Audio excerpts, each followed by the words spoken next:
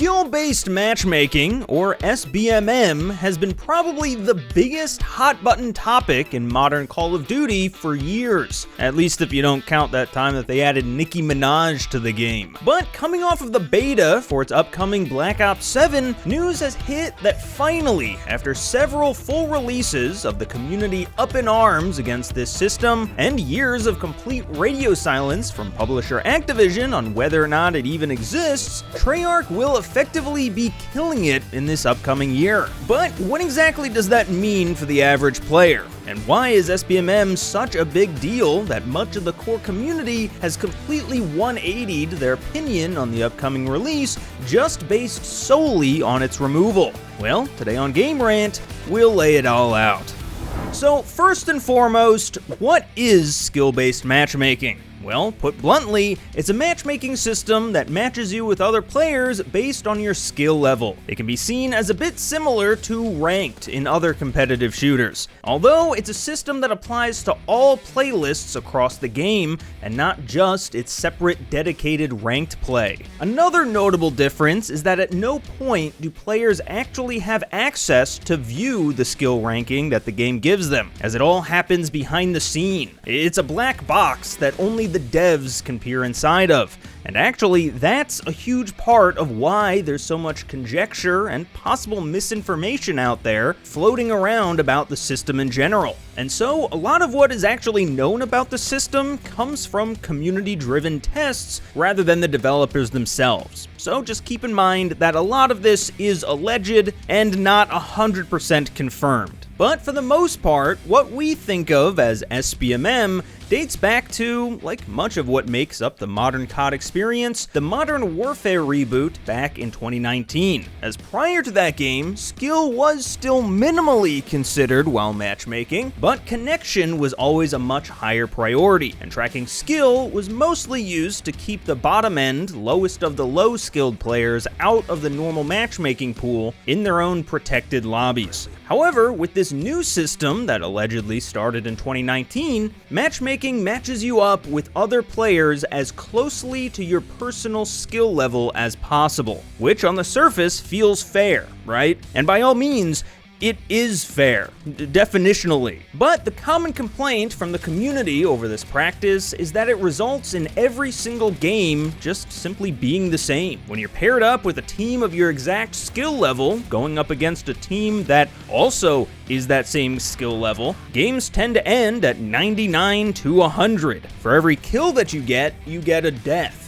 And 1.0 KDs almost seemed like the system's goal. It also has the drawback of basically punishing players for doing well, as if you perform exceptionally one game, the system will course correct and place you in against even tougher opponents, again making that 1.0 KD all that you can ever really strive for, which all leads to an experience that feels orchestrated. It's like a puppet master determining and predicting how each match will go before the countdown even begins. And after several years of this, many are understandably burnt out. But that said though, there are a fair amount of positives to SBMM too. Like we mentioned, it makes every match fair. Now, it might be a bit too fair, but it does prevent lower skilled players from just being dominated game after game, which is something of note. Another aspect of the SBMM system is that it requires lobbies to be split up between matches so that it can better match you with others. This lack of persistent lobbies has also been criticized by many,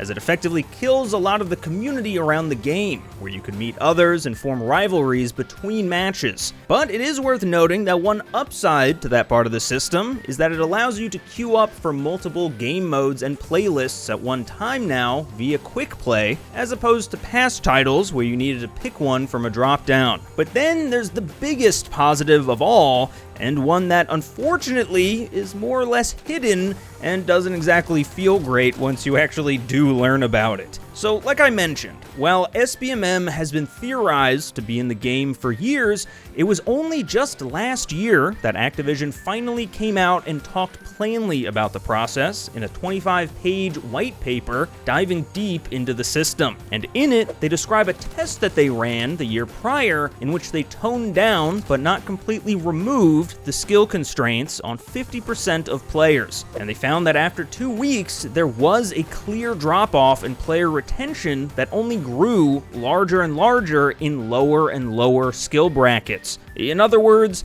SBMM just works. Whether we like it or not, on a macro scale, the data shows that we as a player base actually play more when it's in effect.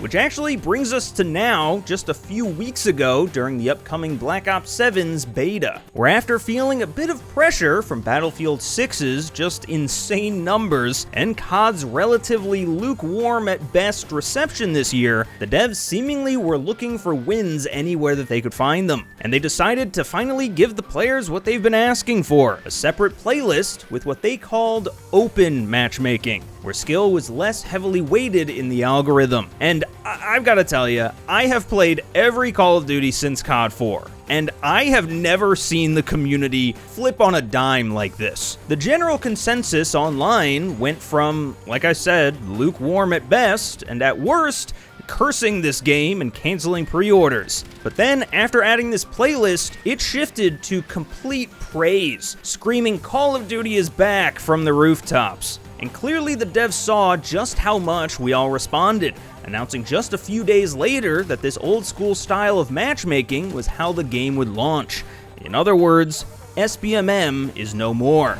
But what now? Well, the way that I see it at least, Black Ops 7 at this point will be a massive experiment. See, because they already have data showing a player drop-off from 2 years ago when they removed it last, it'll be interesting to see if it will happen again, and if it turns out that subconsciously players actually don't like open matchmaking for the long term. It's also worth noting that the dev's statement announcing the change also leaves the door open to them deciding to go back on that decision and revert it back later after launch. So potentially there is a world where they release the game without SBMM, then in response to lower than expected player numbers, they slowly raise the heat again to compensate. But all of that said, this can be seen as a huge win for the community, as many feel that their feedback has finally been answered, and I truly hope that it all turns out okay. And we may even enter a new golden era of the franchise. But for now, we'll just have to wait and see. In the meantime, you can check out GameRant.com for more videos like this, and I want to thank you so much for watching.